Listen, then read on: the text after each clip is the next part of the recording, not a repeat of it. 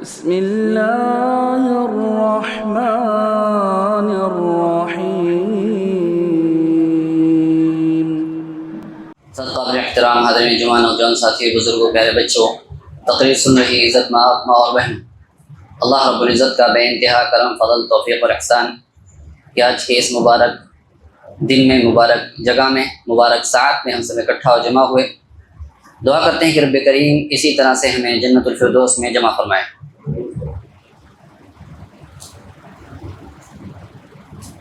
آج اس جمعہ کے خطبے میں ہماری تقریر کا موضوع ہوگا دنیا کی حقیقت سورہ تکاثر کی روشنی میں۔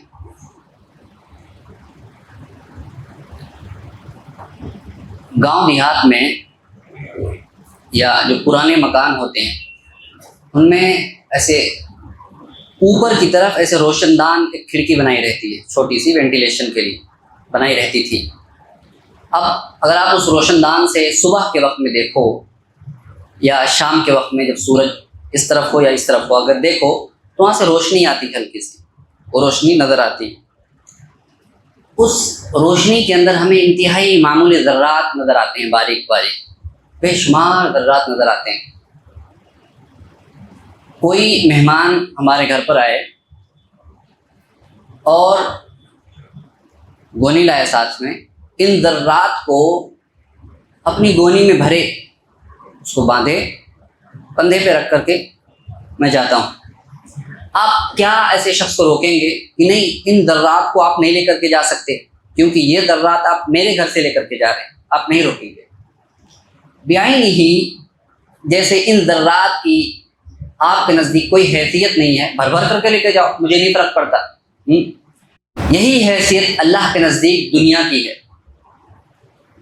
اب اس حدیث پر غور کریں۔ اللہ کے نبی صلی اللہ علیہ وسلم نے فرمایا لو كانت الدنيا تعدل عند الله جناح بعوضة ما سقى كافرا شربة ماء، اگر دنیا کی حیثیت اللہ کے نزدیک مچھر کے پر کے برابر ہوتی تو کافر کو ایک قطرہ پانی نہ پلاتا۔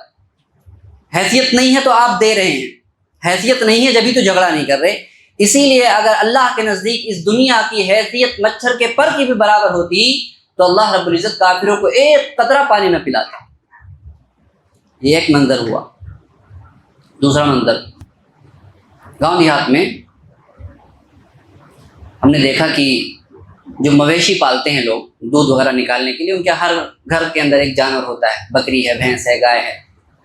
تو یہ صبح صبح بالکل فجر کے وقت، بلکہ فجر سے بھی پہلے، وہ یہاں گلے میں گھنٹی باندھتے، مویشی کے گھنٹی رہتی ہے کہ کہیں جائے تو پتہ چلے کہ ہمارا ہی جانور ہے۔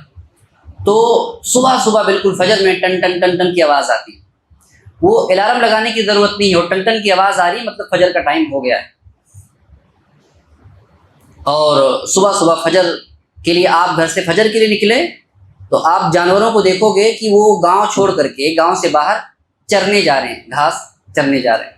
یہ صبح کے شام ہوتے ہوتے جیسے ہی سورج غروب ہوتا پھر سے کان کے اندر ٹن ٹن ٹن کی آواز آنا شروع ہو جاتی۔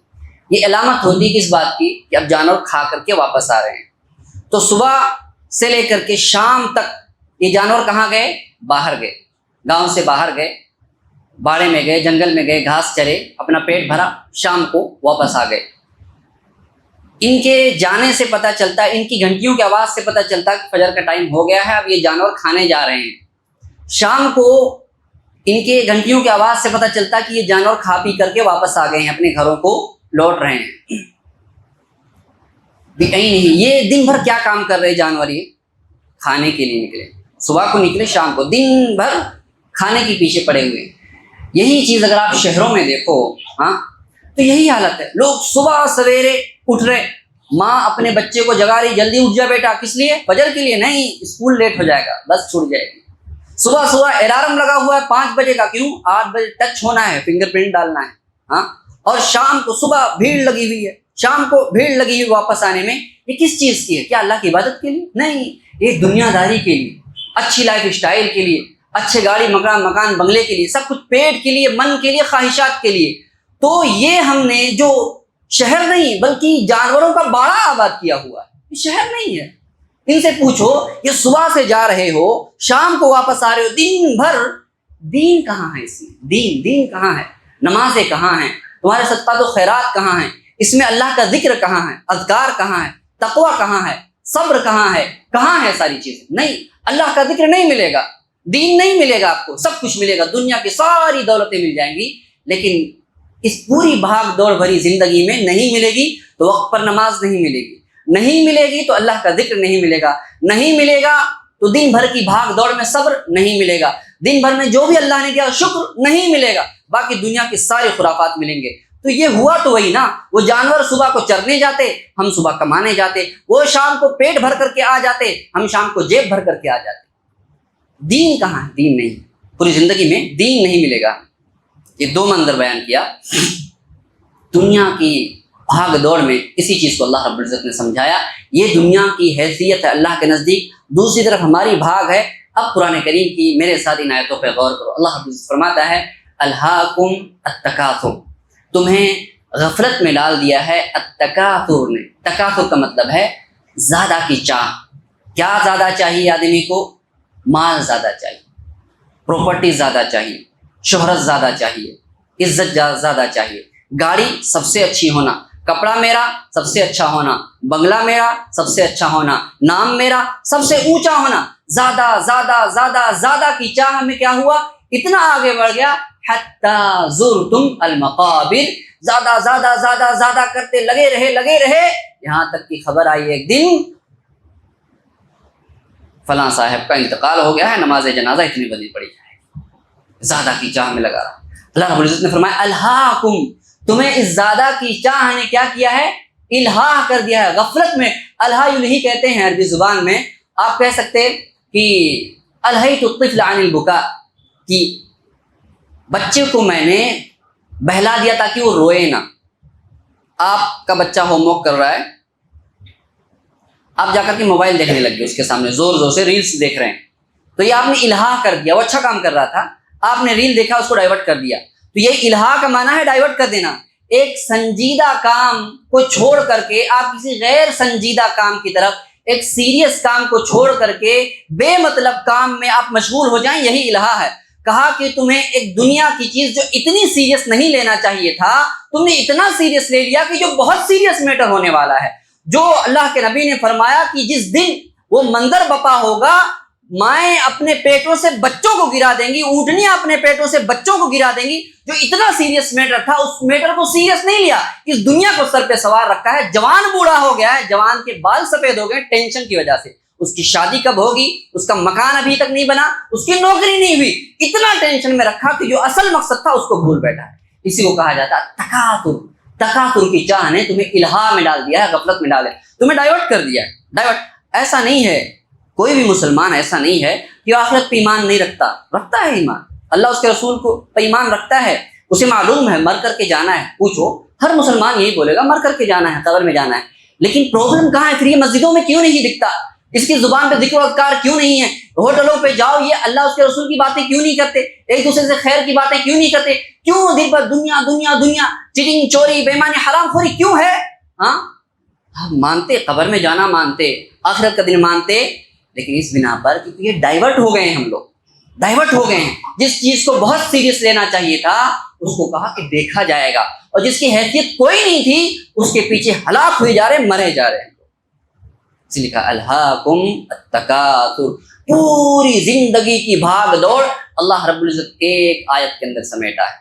تمہیں زیادہ کی چاہ نے ایسا ڈائیورٹ کیا ہے کہ تم بھول ہی گئے کہ جانا کہاں ہے اور کہاں چلے جا رہے۔ حتی زرتم المقابر، ایک دن آیا فلاں صاحب مر گئے ہیں، نماز جنازہ ان کی اتنے بجے ادا کی جائے، کیا حاصل کیا؟ کچھ نہیں، گاڑی، بنگلے، اولاد، نام، دولت، شہرت، پراپرٹی سب کی سب آپ کے نام سے رجسٹرڈ ہے، اب اس پہ آپ کے بیٹے لڑیں گے، رشتہ دار لڑیں گے، آپ مر گئے، خلاص۔ کیا چھوڑا آپ نے؟ کچھ نہیں۔ یہاں تک کہ قبروں میں پہنچ، یہ دو آیتیں پوری زندگی کی سٹوری بتاتے ہیں، ہر شخص کی سٹوری بتاتے ہیں۔ زارا یزور کہتے ہیں۔ اب آپ غور کریں، یہاں لفظ جو استعمال کیا زرتم المقابر، زارا یزور، اب یہ پوری زندگی ہے، پھر ہم قبر کے اندر چلے گئے، مر گئے، کچھ حاصل نہیں کیے، قبر کے اندر گئے۔ اللہ رب العزت نے فرمایا یہ جو تم قبروں کے اندر ہو یہ تمہارا آخری ٹھکانہ نہیں ہے، یہ تو زیارت کرنے کو گئے ہو۔ زیارت کس کو کہتے ہیں؟ آپ کہو کہ عربی زبان میں ہم کہتے ہیں کہ زرت فلانا، میں نے فلاں شخص کی زیارت کی۔ ہم زیارت کتنے دن جاتے ہیں؟ مہینہ بھر زیارت کرتے نہیں، آپ گئے، دوست سے حال و احوال لیا، چائے پانی کیے، واپس آ گئے، یہی زیارت ہے۔ اب ایک دن کی زیارت یا ایک گھنٹے کی زیارت، چلو ایک دن کی زیارت لے لیتے، اتنی لمبی زیارت ہوتی نہیں، ایک دن کی زیارت مان لیے کہ آپ فیملی لے کر کے زیارت کرنے گئے کسی گھر، ایک دن ٹھہرے وہاں پہ، یہ آپ کہہ سکتے ہو کہ زرت فلانا مع العائلہ، میں نے فلاں کی زیارت کی فیملی کے ساتھ، فیملی لے کر کے گئے، ملاقات کی، واپس چلے آئے، یہ زیارت ہوئی۔ سال کے اندر 360 دن ہوتے ہیں، آپ 60-70 سال جی رہے، اس میں ایک دن زیارت کرنے چلے گئے، یہ کہاں یاد رکھنے والی بات ہے؟ کوئی حیثیت نہیں، آپ کی پوری زندگی میں ایک دن کی کوئی حیثیت نہیں ہے۔ تو کہا کہ جس طرح سے ایک دن کی زیارت، ایک گھنٹے کی زیارت آپ کی پوری زندگی میں کوئی حیثیت نہیں رکھتی، ایسے ہی قبروں میں آپ سینکڑوں سال سوئے رہیں گے، یہ آخرت کے بالمقابل ایسے ہی ہے جیسے آپ دنیا میں زیارت کرنے کو چلے گئے۔ آخرت کے بالمقابل قبر کے اندر کے ایام جو ہیں، جو دن ہیں، ان کی حیثیت ایسی ہی ہے جیسے آپ 60 سال میں ایک سال گزار رہے، ایک دن گزار رہے۔ اللہ اکبر۔ اس آیت کریمہ کے سب سے پہلے مخاطبین کون تھے؟ صحابہ کرام رضوان اللہ علیہم اجمعین۔ صحابہ کو یہ بات کہا گیا، صحابہ پہ یہ آیت کریمہ نازل ہوئی، ان کو اپنی قبروں میں گئے ہوئے کتنا سال ہو گیا؟ 1400 سال ہو گیا۔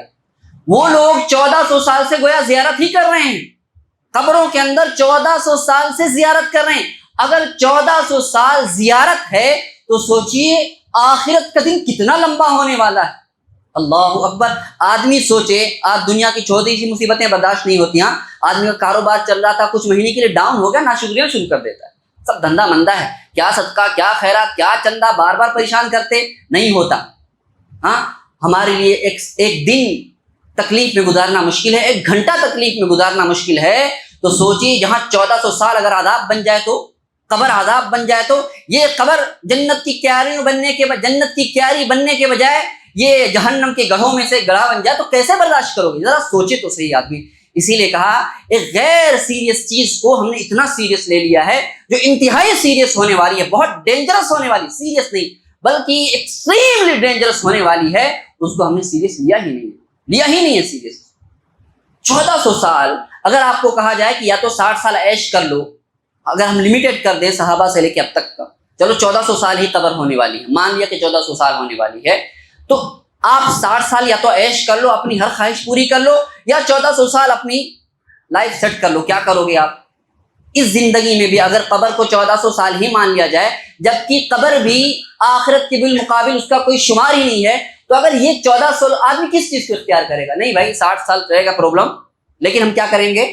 آدمی پیدا ہوتا ہے 10 سال 15 سال ہوتے ہوتے 10th پاس کرتا ہے، 30 سال تک تو پڑھتا رہتا ہے۔ کیوں پڑھ رہے ہو؟ کیونکہ آگے کی 20 سال کی زندگی اچھے کاروبار سے گزر جائے۔ کتنی بیوقوفی آدمی، دین ہے ہی نہیں۔ ذرا سوچے تو صحیح آدمی، 30 سال پڑھ رہا، اسٹرگل کر رہا، محنت کر رہا، یہ ایگزام وہ ایگزام، رات کو سونا، حرام فیس پہ باپ، فیس پہ فیس بھرے جا رہا ہے، ہائر سے ہائر فیس، 30 سال بچہ ہوا، اب نوکری لگی ہے اس کی، اب 20 سال مزدوری کرے گا، اچھی لائف سیٹ ہو جائے تاکہ۔ اللہ اکبر۔ 30 سال محنت کیا تاکہ آگے کی 20 سال سیٹ ہو جائیں۔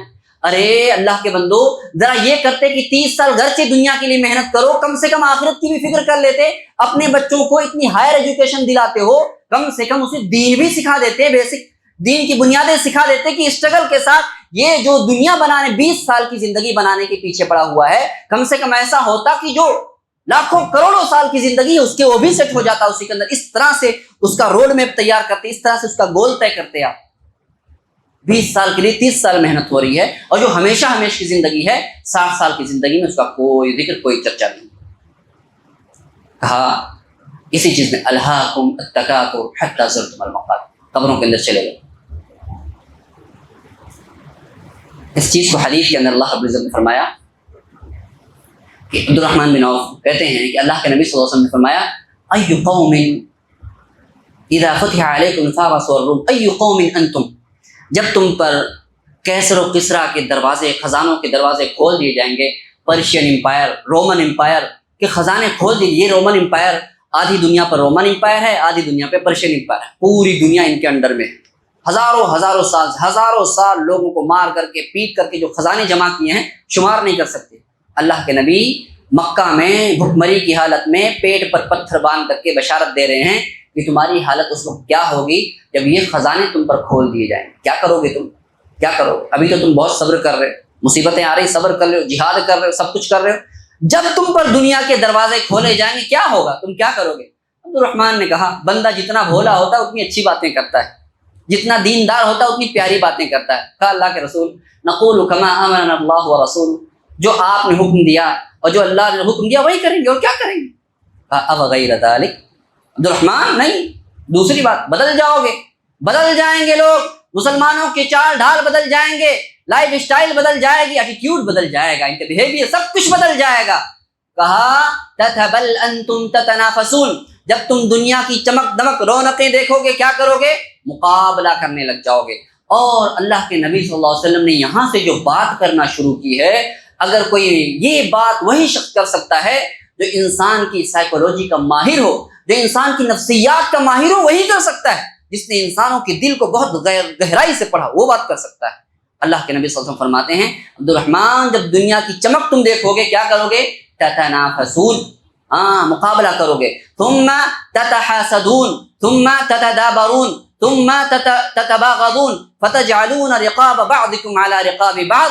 اللہ کے نبی صلی اللہ علیہ وسلم فرمایا کہ سب سے پہلے دنیا کی چمک دیکھ کر کے تم مقابلہ آرائی پر اتر جاؤ گے، کمپٹیشن میں لگ جاؤ گے، میرا کاروبار، میرا یہ کورس، وہ کورس، یہ کاروبار، وہ بزنس، یہاں مکان لے لو، یہ والی گاڑی لے لو، یہ لے لو، یہ لو، کمپٹیشن میں لگ جاؤ گے۔ یہاں تک تو ٹھیک ہے، کمپٹیشن کرو، برا نہیں ہے، دنیا کے معاملے میں مسلمان ہیں، کمپٹیشن کیجئے، یہ صحیح ہے، اور مسلم قوم کو آگے لے جائیے، اپنے خود بھی ترقی کیجئے، آپ بھی ترقی کیجئے، قوم کو بھی اس کے اندر شامل کیجئے کہ وہ بھی آگے بڑھے۔ اب تتنافسون، ترقی کیجئے، یہاں مقابلہ چل رہا ہے۔ پھر دوسری بڑی برائی مقابلے کے اندر جو فوراً دوسری برائی آتی کیا آتی ہے؟ تتحاسدون، حسد کرنے لگ جاؤ گے۔ جب مقابلہ چل رہا ہے، بڑا ٹف چل رہا ہے، میرا کاروبار چل رہا ہے، اس کا بھی کاروبار اچھا چل رہا ہے، ہم یہ کورس کر رہے، ہم یہ کورس کر رہے، یہ دنیا میں اس معاملے میں آگے نکل رہا، میں اس معاملے میں آگے نکل رہا۔ اب حسد اس لیے شروع ہو جا رہا ہے کہ میں اس کو بیٹ نہیں کر پا رہا، میں اس کو ہرا نہیں پا رہا، میں اس کو نیچا نہیں دکھا پا رہا ہوں۔ یہاں دل خراب ہونا شروع ہو جاتا ہے، یہاں لوگوں کے دل خراب، کمپٹیشن کے اندر، اس کے کپڑے سے میرا کپڑا کمتر کیوں ہے، اس کے مکان سے میرا مکان خراب کیوں نہیں ہو سکتا ہے، اس کی گاڑی سے میری گاڑی خراب نہیں ہو سکتی ہے، اس کے گھر سے میرا گھر خراب نہیں ہو سکتا ہے، اس کا جاب اچھا میرا جاب نہیں، ایسا نہیں ہو سکتا ہے، اس کے پراپرٹی، اس کی عزت زیادہ ہے، اس کی شہرت زیادہ ہے، اس کو مان زیادہ ملتا ہے، لوگ اس کو دور سے، اب یہاں سے حسد شروع ہو گیا۔ تتحاسدون، یہی پہلی بیج پڑتی ہے مسلمانوں میں افتراق و انتشار کی، حسد کرنے لگ گئے۔ پھر حسد اتنا بڑھا کہ تتدابرون، پہلے دعا سلام بھی کر لیتے تھے، ایک ساتھ مل کر کے رہتے تھے، دعا سلام کر لیتے تھے، پھر جب دیکھا کمپٹیشن بڑھ گیا، ایک دوسروں میں نہ اتفاقی ہوئی، اور کیا ہوا؟ تتحاسدون، حسد کرنے لگ گئے۔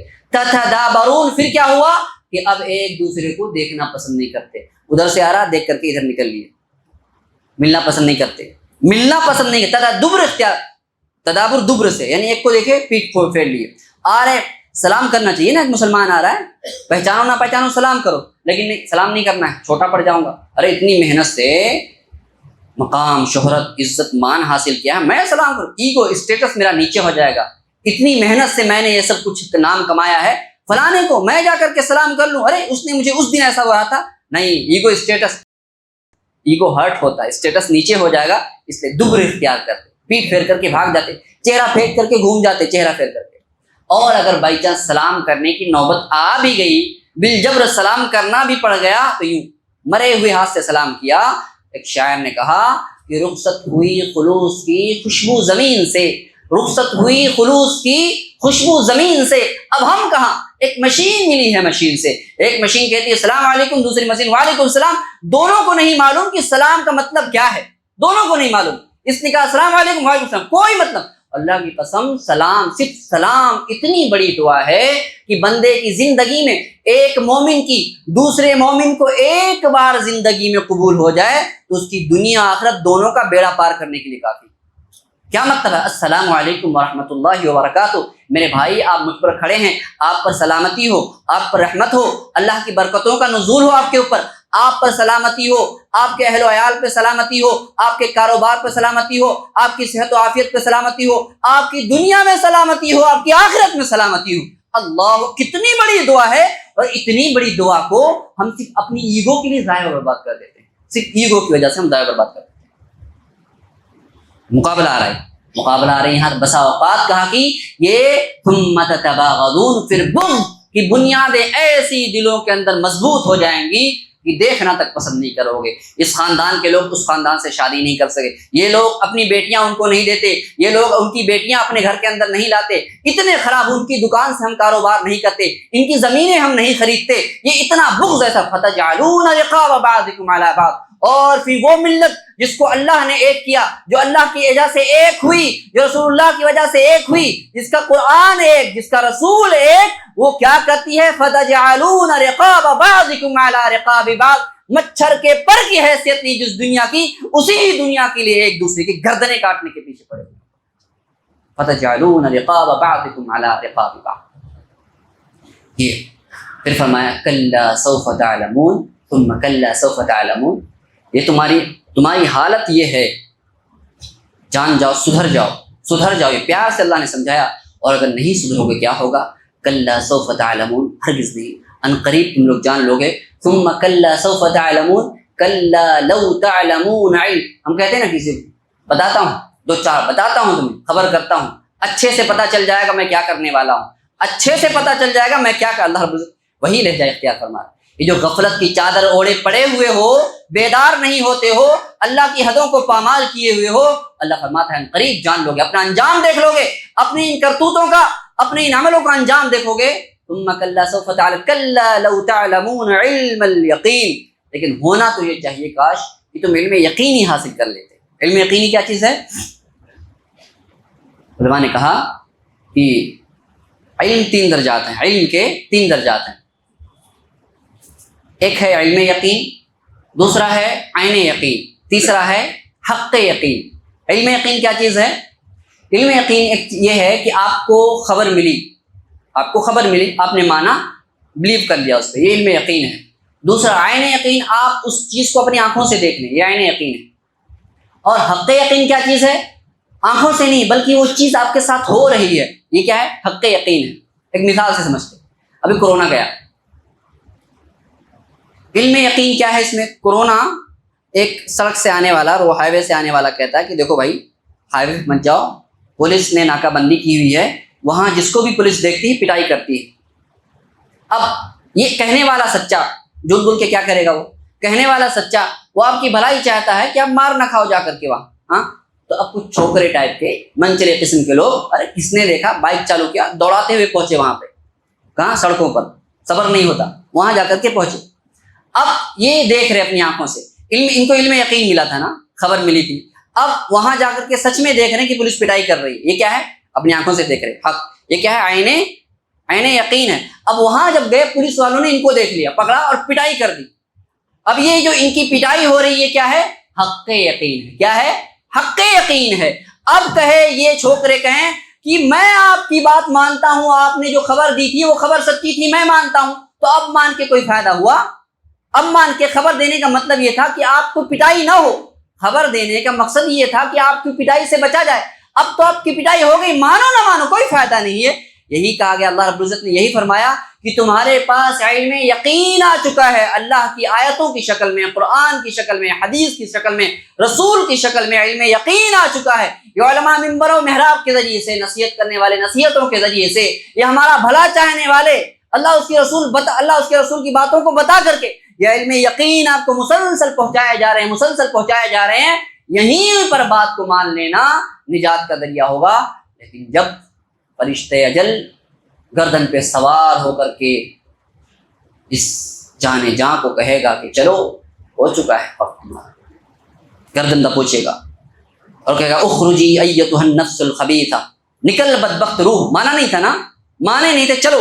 یہ اب فرشتے احادیث کی روشنی میں کہا کہ فرشتے جو آتے ہیں نا، ابھی فرشتے موت کے وقت غرغرہ جو آیا ہے، غرغرہ کیوں آتا ہے؟ آدمی کی حلق بند ہو جاتی ہے، فرشتوں کو دیکھ لیتا ہے، دیکھ لیا ہے فرشتوں کو، اب اس کی بولتی بند ہے، بہت بڑبڑ کیا کرتا تھا، بند، سب کچھ بند، ارے دین پہ اعتراض، مولویوں پہ اعتراض، اس پہ اعتراض، اس کو یہ سمجھ میں نہیں آتا، اس کو یہ سمجھ میں نہیں آتا، شبہات ڈال کر کے بڑے بن رہے ہیں لوگ۔ اللہ سوچو، ایک آدمی علم بتائے، اس پہ بھی کہا کہ اگر آپ کے پاس علم ہو تو خاکساری ہونا چاہیے، خاکساری سے بتاؤ، یہ نہیں کہ آپ نے بتایا تو آپ بہت بڑے ہو گئے، اللہ نے علم دیا تو آپ بتا رہے ہو۔ ہاں اب لوگ یہ علم نہیں، یہ ڈاؤٹ پھیلا کر کے بندہ بڑا ہو گیا، اس نے فیورز جمع کر لیے، سوشل میڈیا پہ فیمس ہو، کیوں؟ ڈاؤٹ، مجھے یہ سمجھ میں نہیں آتا، اسلام کی بات سمجھ میں نہیں آتی، یہ فلاں سمجھ میں نہیں آتا، حدیث سمجھ میں نہیں آتی، صحابہ کا منہج سمجھ میں نہیں آتا، یہ ڈاؤٹ پھیلا کر کے بڑا ہو گیا، بڑا بڑبڑ کیا کرتا تھا۔ اب کیا ہوا؟ غرغرہ ہے، فرشتوں کو دیکھ رہا، اور کتنی عظیم چیز ہے مخلوق۔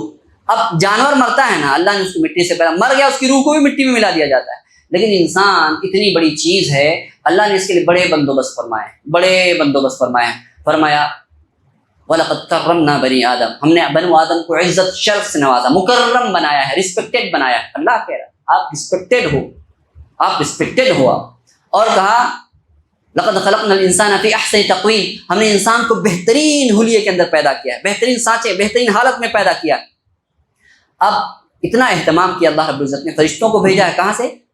یہ اس کی آنکھوں سے لے کر کے آسمان تک فرشتے ہیں، کس لیے آئے ہیں؟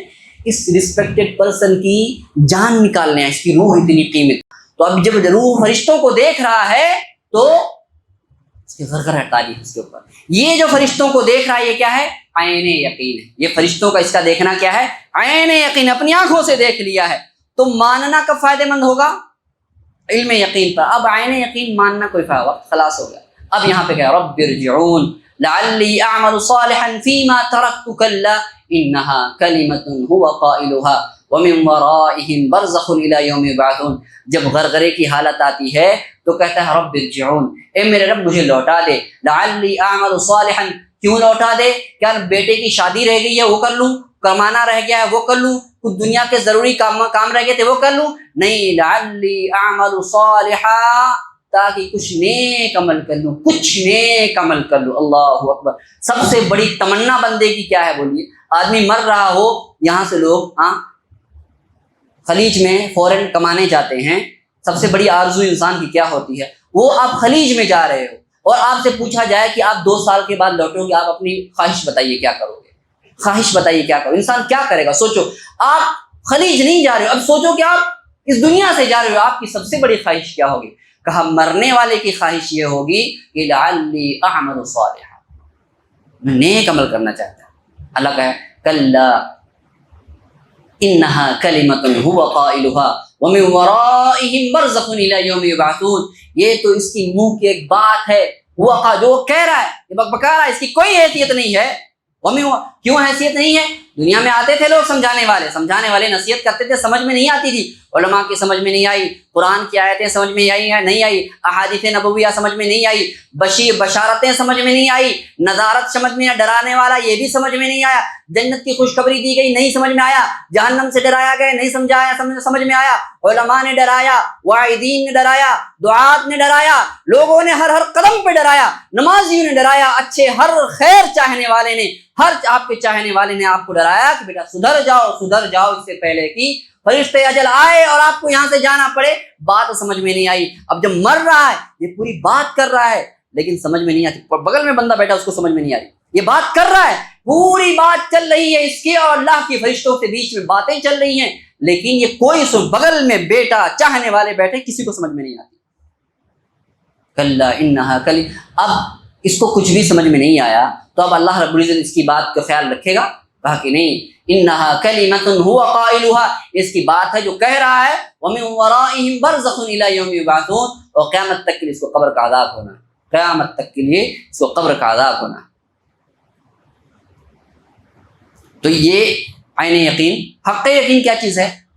یہ تمہارا عین یقین، حق یقین یہ ہے کہ اب یہ جہنم میں چلے گئے، جہنم میں اب دیکھو جہنم یہی کہیں گے، جیسے ہم نے کہا نا کہ وہ مارنے کے بعد مان رہا ہے کوئی فائدہ نہیں ہوا، ایسے ہی جہنمی جہنم میں جب چلے جائیں گے تو کیا ونادوا یا مالک، کہیں گے اب دعا کر رہے، دعا قبول نہیں ہو رہی، آج ایک ندامت کا، شرمندگی کا ایک آنسو، اللہ کے نبی صلی اللہ علیہ وسلم فرماتے ہیں کوئی بندہ اپنے گناہوں کا اعتراف کرتے ہوئے گناہوں کو بڑا سمجھتے ہوئے اس کے دل کے اندر یہ کیفیت پیدا ہو کہ میں بہت گنہگار ہوں، اور ڈر کی وجہ سے، اللہ کے خوف کی وجہ سے، قبر کے عذاب سے ڈر کر کے، جہنم کے ہولناکیوں سے ڈر کر کے، جہنم کے عذاب سے ڈر کر کے، قیامت کے ہولناکیوں کے ڈر سے اس کی آنکھوں میں آنسو آ جاتا ہے۔ اللہ نے کہا ایسا آنسو اللہ کو اتنا عزیز ہے کہ اس ایک آنسو کی وجہ سے اللہ نے اس پہ جہنم حرام کی، اس ایک آنسو پر۔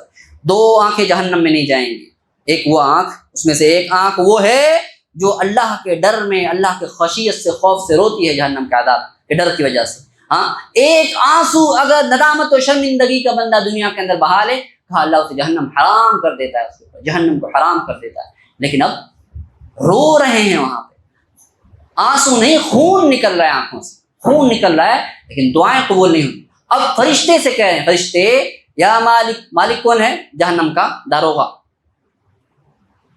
دعا کرو کہ لیقضی علینا ربک، ہماری تو سنی نہیں جا رہی ہے، اب اپنے رب سے کہو کہ ہمیں موت دے، نکالو نہیں، بس ہم مرنا چاہتے ہیں، ہمیں موت دے دو بس۔ اللہ، ایسی اذیت ہے، ایسی تکلیف ہے۔ آج دنیا کے اندر کوئی انسان کوما میں پڑا رہتا، کوئی بستر مرگ پر سالوں سال سے، مہینوں سے، کئی دنوں سے پڑا ہوا ہے، لوگ جاتے ملاقات کرنے کے لیے، اس کی اذیت دیکھ کر کے، اس کی تکلیف دیکھ کر کے کہتے کہ بندہ مر جائے تو اچھا ہے، بیچارہ بہت جھیل چکا، مر جائے تو اس کے لیے مرنا بہتر ہے۔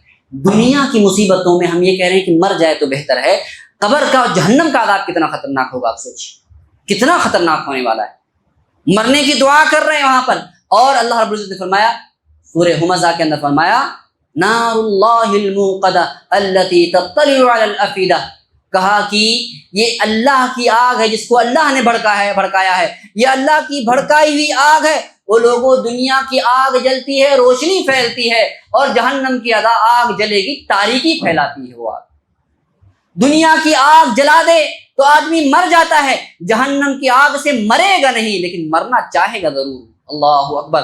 کہا کہ دنیا کی آج سائنس، میڈیکل سائنس بتلاتی ہے کہ اگر یہ ہماری جلد، اگر آگ لگنے سے 70-60-70% جل جائے تو بندہ مر جاتا ہے، 80% جل جائے تو تقریباً امپاسبل ہوتا ہے، بچتا نہیں، اوپر کی چمڑی جل گئی، مر گیا آدمی، نہیں بچ سکتا۔ کہا کہ جہنم کی آگ ہے، کہا کہ یہ نار اللہ الموقدہ التی تطلع علی الافئدہ، یہ اللہ کی بھڑکائی ہوئی آگ ہے جو انسان کی چمڑیوں کو جلائے گی، موت نہیں آئے گی۔ آگے بڑھ کر کے انسان کی ہڈیوں کو جلائے گی، موت نہیں آئے گی۔ آگے بڑھ کر التی تطلع علی الافئدہ، یہ دلوں کو جکڑے گی، دلوں کو جلائے گی، لیکن موت اب بھی نہیں، دلوں تک پہنچے گی آگ۔ کیوں دلوں کا ذکر کیا؟ خواہشات اسی میں ہے نا، خواہشات اسی ہیں، نفس امارہ اسی دل کے اندر ہے، تکبر اسی میں ہے، کبر اسی میں ہے، بغض اسی کے اندر ہے، حسد، نفرت، عداوت سب اسی جگہ ہے۔ کہا کہ آگ دل کو پکڑے گی، دل کو جلائے گی، لیکن موت جیتے ہیں آرزو میں مرنے کی، موت آتی ہے پر نہیں آتی، چاہتے ہیں کہ مر جائیں لیکن موت نہیں آتی۔ اللہ رب العزت ہم سب کی حفاظت فرمائے، اللہ رب العزت ہم سب کو جہنم کے عذاب سے بچائے۔ اللہ کے نبی صلی اللہ علیہ وسلم نے فرمایا کہ کوئی شخص 3 مرتبہ دعا کرے کہ اللہم اجرنا من النار، اللہم اجرنا من النار، اللہم اجرنا من النار، تو جہنم خود کہتی ہے اللہ اسے مجھ سے بچا دے، اللہ اسے مجھ سے دور رکھ کر دے۔ تو روزانہ کم از کم 3 بار یہ دعا کیا کرے، کم از کم 3 بار بندہ جہنم کے عذاب سے مانگے۔ اور بندہ جہنم کی امیدیں کرتا ہے، اکثر ایسا ہوتا ہے کہ جنت کا سن کر کے جنت کی خواہشات پیدا ہوتی ہیں، لیکن جہنم سے ڈر نہیں لگتا۔ جہنم کا، اللہ کی ہیبت، اللہ کی خشیت دل کے اندر نہیں آتی۔ اس لیے اس آیت کریمہ پہ غور کیا کرے کہ یہ وہم و خیال کی باتیں نہیں ہیں، یہ اللہ کی آیتیں ہیں جو ہو کر کے رہے گا نافرمانوں کے ساتھ، ایسا ہو کر کے رہنے والا ہے۔ نار اللہ الموقدہ التی تطلع علی الافئدہ۔ آگے فرمایا لَتَرَوُنَّ الْجَحِيمَ ثُمَّ لَتُسْأَلُنَّ يَوْمَئِذٍ عَنِ النَّعِيمِ۔ اس آیت کریمہ، اس سورہ کریمہ کا خاتمہ کیا گیا، کہا گیا یہ جو کثرت کی چاچا، شروع میں کیا کہا گیا؟ الہاکم التکاثر، زیادہ کی چاہ نے تمہیں غفلت میں ڈالا گیا ہے۔ آخر میں پھر سے ریمائنڈ کیا جا رہا ہے کہ ثُمَّ لَتُسْأَلُنَّ يَوْمَئِذٍ عَنِ النَّعِيمِ، یہ جو نعمتیں حاصل کر رہے ہو، یہ اچھا مکان ہے، رہنے کے لیے چھت ہے، کھانے کا بندوبست ہے، جسم چھپانے کے لیے اچھے سے اچھا کپڑا ہے، سب کچھ ملا ہوا ہے نا، ثُمَّ لَتُسْأَلُنَّ يَوْمَئِذٍ عَنِ النَّعِيمِ، تم سے ان ساری نعمتوں کا ضرور بالضرور ایک دن رب ذوالجلال والاکرام سوال لینے والا ہے، حساب و کتاب کرنے والا ہے۔ یہ آیت کریمہ کن پر نازل ہوئی؟ صحابہ پر۔ صحابہ سے کہا جا رہا ہے، وہ صحابہ جنہوں نے ہجرتوں کے مار سہی، جنہوں نے جو دشمنوں کے ہاتھوں سے ستائے گئے، جنہوں نے جہاد میں اپنے چاہنے والوں کو، اپنے لخت جگر کو کو گंवा दिया, खो दिया, उनसे कहा गया. अल्लाह के नबी सल्लल्लाहु अलैहि वसल्लम से अल्लाह के ये आयत करीमा ना जब नाजिल हुई तो सहाबा ने पूछा कि अल्लाह के नबी हम कौन सी नेमतों के अंदर जी रहे हैं, ये तलवार के साए हैं या तो हम खजूर खाते हैं और जिहाद के लिए निकल जाते हैं, एक हाथ में खजूर है दूसरी हाथ में तलवार है, अल्लाह के नबी ये क्या है? कहा कि एक नेमत जो आने वाले ज़माने में जब तुम नेमतें हासिल करोगे उसके बारे में सवाल है. तो अगर अल्लाह रब्बुल इज़्ज़त सहाबा से ये कह रहा है ये जो नेमतें, एक दिन अल्लाह के नबी सल्लल्लाहु अलैहि वसल्लम भूखे हैं, कहाँ गए? रात को दोपहर को निकले, नबी भूखा है, कायनात का इमाम है, लेकिन दोपहर को खाने को नहीं. उसकी इतनी सीरियस चीज नहीं है दुनिया, इतनी सीरियस चीज नहीं है कि एक वक्त खाना न मिले चल सकता है, लेकिन एक वक्त की नमाज मिले अल्लाह की कसम नहीं चलना चाहिए. ये गम होना चाहिए. लोग सदमे में आ जाएंगे, अपना मुंह गरीबों जैसा बना लेंगे कि आज तो मेरे घर में खाना नहीं है, लेकिन ये गरीबों क्यों मुफलिसी का जाहिर नहीं होती? तुम अपने ईमान की खैर क्यों नहीं मनाते जब तुम एक वक्त की नमाज जाया बर्बाद कर देते हो? नबी है, कायनात का इमाम है, भूखा निकल रहा है, दोपहर खड़ी दोपहर में भूखा निकल रहा है, पीछे अबू बकर, उमर, अल्लाह अकबर. तरतीब देखो, तीनों कैसे हैं? जो एक नबी है, कायनात का इमाम है, और नबियों के बाद दूसरा अगर कोई नबी होता तो उमर होता, और नबियों के बाद सबसे कायनात का सबसे अफजल तरीन इंसान अबू बकर है. दोपहर में तीनों के तीनों भूखे हैं. निकलते हैं, किस लिए निकले? अबू बकर क्यों आए? भूख लगी है. उमर क्यों निकले? भूख, रोना नहीं आता इंसान, भूख लगी है, भूख की वजह से निकले हैं घर से, बाहर निकले. साहबी के घर पे गए, बकरा काटा उन्होंने, बकरी दबा किया, खाए. अल्लाह के नबी खा पी करके बाहर निकले. यही फरमाया वल्लज़ी नफ्सु मुहम्मदिन बियदी, कसम है उस ज़ात की जिसके हाथ में मोहम्मद की जान है, लतुसअलुन्न यौमइज़िन अन हाज़िहिन नईम, अल्लाह की कसम तुम इन नेमतों के बारे में ज़रूर सवाल किया जाएगा.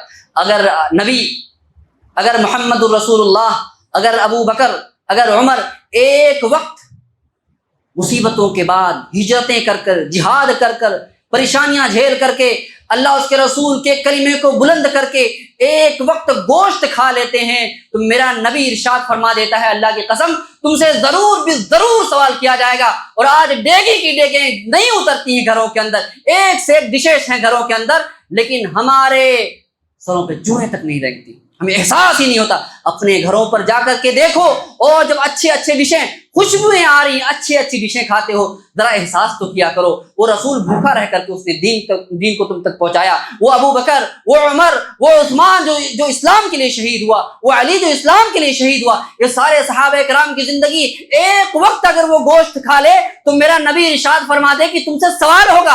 आज रोजाना एक से एक पकवान खाते हैं, लेकिन हमें एहसास नहीं होता, बल्कि उल्टा हम बाज ख्वाहिशें पूरी नहीं होती तो अल्लाह से शिकवे शिकायत करने लग जाते हैं. तो शुरू किया इस आयत करीमा को कि तकासुर ने तुम्हें गफलत में डाल दिया है, ख़त्म किया कि तुमसे ज़रूर सवाल किया जाएगा.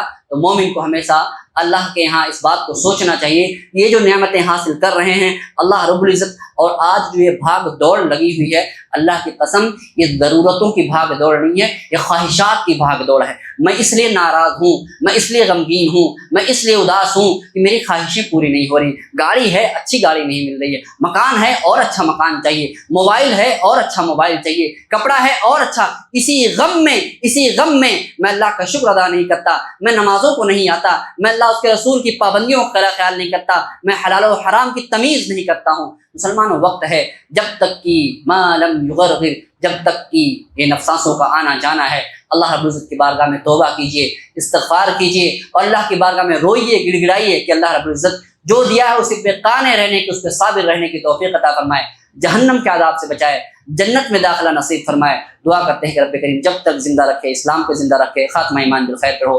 व आखिरु दअवाना अल्हम्दुलिल्लाह.